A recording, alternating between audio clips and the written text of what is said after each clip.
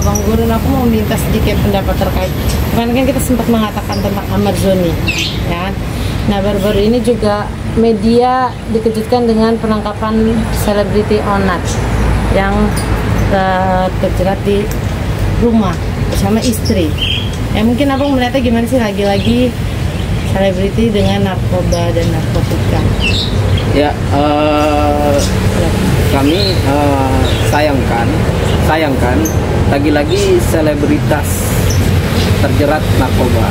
Kali ini menimpa Onadio Leonardo. Tentu ini menjadi sebuah bahan masukan dan juga bahan kritikan, yang dimana tentu ternyata penyalahgunaan narkoba ini tidak pernah berhenti. Peredaran narkoba juga tidak pernah berhenti.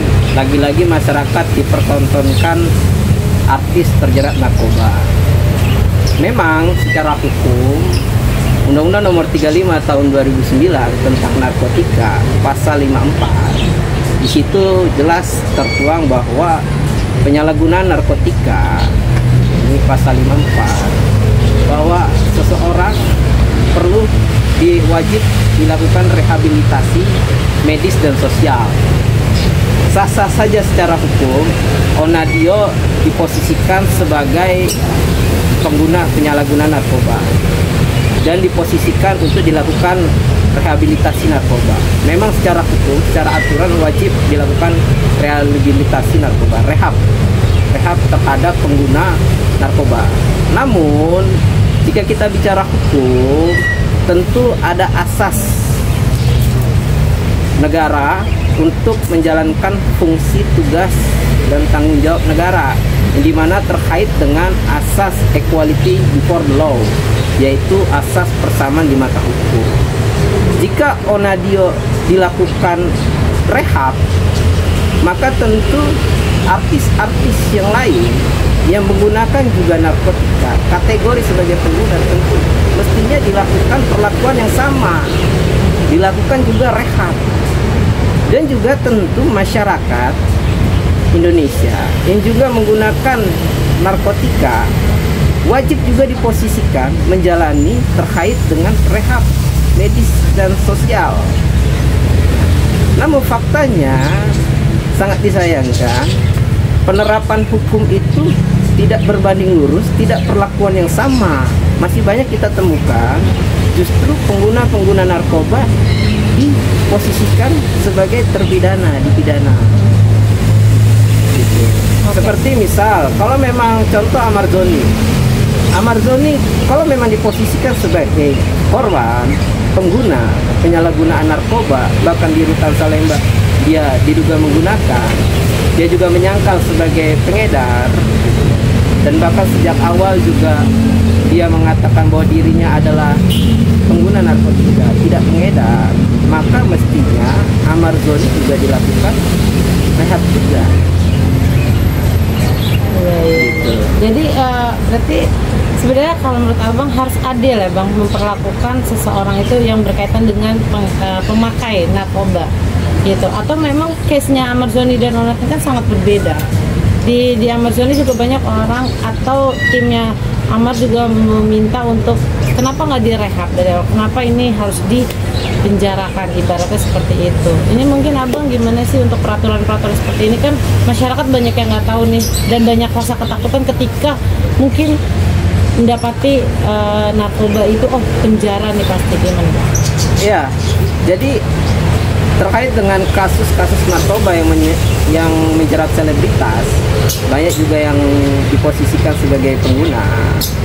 Secara hukum kita melihat bahwa dalam penegakan hukum tentu harus bisa melahirkan tujuan hukum. Tujuan hukum yaitu adanya keadilan, adanya kemanfaatan hukum, adanya juga kepastian hukum. Seseorang yang menggunakan narkotika mendapat kepastian hukum, dia wajib dilakukan rehabilitasi, rehab pada dirinya, baik medis dan sosial. Itu adalah bagian kepastian hukum karena tertuang dalam Undang-Undang Nomor 35 Tahun 2009 Pasal 54. Lalu keadilan. Bicara keadilan,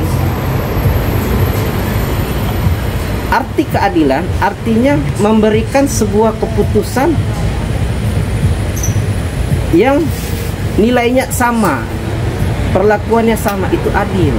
Kalau memang Onat diposisikan menjalani rehab medis dan sosial, maka tentu artis-artis yang lain, masyarakat yang lain yang posisinya sebagai pengguna tentu harus diperlakukan juga yang sama. Itu bukan hanya mengedepankan asas equality before the law pertama di mata hukum, tetapi juga menjalankan fungsi keadilan. Kemanfaatan diharapkan dengan dilakukannya rehab, maka masyarakat maupun selebritas yang menggunakan narkoba ini kembali menjadi sembuh, kembali menjadi pribadi yang justru menjauhi narkotika. Namun yang menjadi miris dan ironis, justru baik masyarakat maupun selebritas yang lain justru diposisikan sebagai pidana, dipidanakan, gitu. Artinya begini, menjadi memprihatinkan jika Onadio juga justru tidak dilakukan pemidanaan juga, padahal yang lain juga dilakukan pemidanaan. Kalau Onat dilakukan rehab, maka artis yang lain, masyarakat yang lain juga dilakukan rehab. Jangan ada juga yang dipidana, kan gitu. Nah, inilah hadirnya negara harus bisa memberikan sebuah perlakuan terhadap penegakan hukum yang tentu sama perlakuannya, yang tentu nilainya pun sama dalam menjalankan fungsi negara itu. Oke, berarti disebutkan ini kan dia udah dapat kalau misalnya bisa dibilang kan ini udah fix dia direhab selama 3 bulan, Pak. Ya kan, apakah banyak kan yang orang pertama kali terjerat kena narkoba pasti rehab, dan kedua kali bisa dipidana atau rehab lagi, atau memang itu ketangkapnya masih pengguna bukan pengedar? Gimana nih Bang mungkin? Ya. Apakah harus ada berapa kali rehab gitu? Jadi dalam hukum tentu ada pertimbangan-pertimbangan tersendiri. Mungkin masih figur yang masih merasakan pertama kali melakukan narkoba masih bisa dimaklumi secara hukum, dia dilakukan rehab. Namun jika memang dia sudah dilakukan rehab terus masih menggunakan, maka dia telah melakukan sebuah perbuatan dugaan yang dimana telah berkali-kali. Tentu itu menjadi penilaian tersendiri oleh majelis hakim, bisa dilakukan terkait dengan pertimbangan majelis hakim untuk dilakukan pemidanaan, bisa saja gitu. Kalau dia dilakukan rehab justru dia tidak menjadikan pribadinya sembuh, yang menjadi pertanyaan, apa kelemahan dari fungsi rehab itu sehingga kok pribadi itu menjadi masih menggunakan? Seharusnya kan seseorang yang sudah direhab tentu dia tidak lagi ada secara emosional, secara dorongan baik psikis maupun fisik untuk menggunakan narkotika. Berarti kan ada fungsi terkait dengan sistem rehab yang perlu diperbaiki, sehingga kenapa orang tersebut masih melakukan penyalahgunaan narkotika, kan itu. Atau memang fungsi penegakan hukum yang masih belum memberikan efek jera. Artinya begini, seseorang yang sudah dilakukan rehab masih berkali-kali melakukan penyalahgunaan narkotika, berarti ia menjadi figur yang justru tidak patuh terhadap hukum, sehingga efek jera itu tidak ada. Maka tentu negara harus hadir bagaimana bisa meracik konstruksi hukum agar seseorang tidak terlibat penyalahgunaan narkotika, artinya efek jera itu timbul. Oke, berarti itu bisa dibilang pemerintah juga harus evaluasi dalam rehabilitasi ini ya Bang, ya. Sehingga tidak ada lagi, ketika rehab pertama tidak akan terjadi lagi melakukan perbuatan seperti itu Bang. Tapi kalau boleh tahu Bang, standaritas dalam pemakaian atau ini kan katanya ada, kalau misalnya barang itu ukurannya sekian, itu masuknya ke rehab, barang itu ukurannya sekian, pidana. Ini gimana Bang? Ya, memang dalam hukum ada juga yang memang aturan hukumnya bahwa dilihat dari bobot nilai jenisnya. Ada yang memang takaran misal di bawah 100 gram itu dilakukan ada kategori tersendiri untuk menentukan hal itu. Namun dalam hukum itu harus mengedepankan juga prosedural assessment, artinya pemeriksaan dan terkait dengan peristiwa hukum yang betul-betul jeli. Jangan sampai seseorang yang sebenarnya pengedar justru diposisikan sebagai pengguna, ataupun dia sebagai pengedar sekaligus pengguna, jika menjadi trouble tersendiri. Ada juga yang diposisikan dia juga menggunakan, namun pada fakta hukumnya dia juga mengedarkan, gitu. Jadi emang harus teliti ya Bang? Ya, jangan sampai juga aparat penegak hukum juga dengan mudah memberikan posisi seseorang menjalani rehabilitasi terkait dengan penyalahgunaan narkotika. Dia harus jeli betul apakah memang keputusan itu dihasilkan dari fakta-fakta peristiwa hukum yang memang sangat teliti dan jeli, gitu. Karena juga ada juga yang berpotensi bukan hanya sekedar dia menggunakan, dia juga mengedarkan. Nah, tentu kan ini menjadi pertimbangan tersendiri. Dan juga kategori terkait dengan mengedarkan juga ada kategorinya. Ada yang dinilai dari bobot-bobotnya masing-masing tersendiri. Namun yang jelas, aparat juga harus sangat teliti, sangat jeli, karena narkoba ini bukan tindak pidana biasa. Dalam hukum, narkoba merupakan extraordinary crime, tindak pidana luar biasa. Baik penggunanya maupun pengedarnya perlu dilakukan penegakan hukum yang betul-betul sangat teliti, sangat luar biasa, dan sangat hati-hati. Oke, terakhir mungkin Bang, ini kan anak ini ditemukan bersama istri, ya kan? Mungkin Abang sebagai praktisi hukum memandangnya seperti apa? Kan kadang artis itu kan dekat dengan gaya hidup yang glamor, yang bebas, ya kan? Akhirnya istrinya dinyatakan negatif, tapi kan istri mengetahui. Gimana pandangan Abang sebagai praktisi hukum?